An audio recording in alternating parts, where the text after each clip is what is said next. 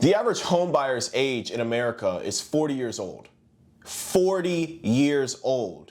When you start a 30-year mortgage, you're going to be 70 years old before it's paid off. President Donald Trump plans to ban institutional investing in family homes. But what does this mean?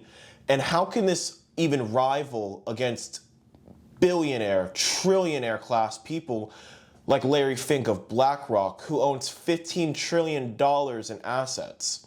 It doesn't make sense how you could stop.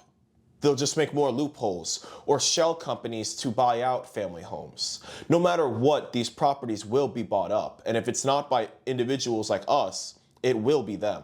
So your whole adult life will be saving money to put a down payment on a house.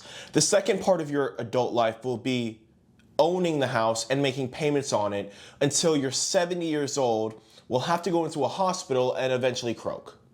On January 7th, 2026, President Donald Trump announced in Washington he is taking immediate steps to ban large institutional investors from buying single-family homes and will ask Congress to codify it. He cites pressure from young Americans and housing advocates and said the American dream is increasingly out of reach due to inflation and the previous administration.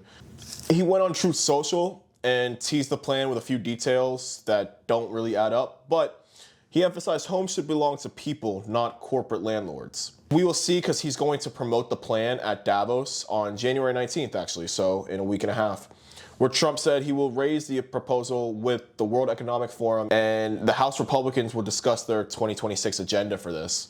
9 out of 10 Americans say corporate landlords have made buying a home more difficult, while housing market analysts predict affordability could improve this year.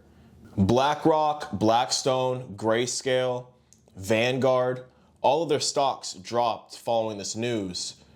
But what people don't talk about is how all of those companies control 401ks, 403bs, retirement plans.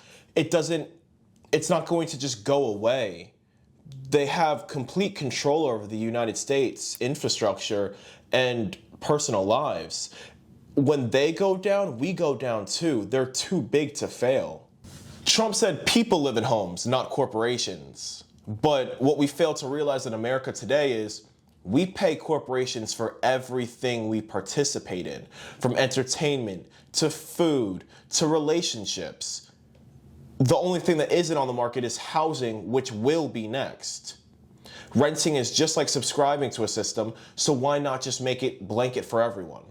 I apologize, but going from a 6% to a 5.5% interest rate on a $500,000 house that was $125,000 in 2018 is not progress. We'll see next week in Davos if this is really the case, and at the economic meeting if any of this is plausible. Because for the past 7 years, we've been hearing the complete opposite. There is no competing here. There is no Wall Street versus Trump. They're using you. They're telling you what you want to hear, and they're raising the issues that you concern yourself with, only to go away in the future. This will not change overnight. Well, this is a new channel I'm starting, and I'd love for you to come back and watch again. Feel free to subscribe, and we'll be in the next video.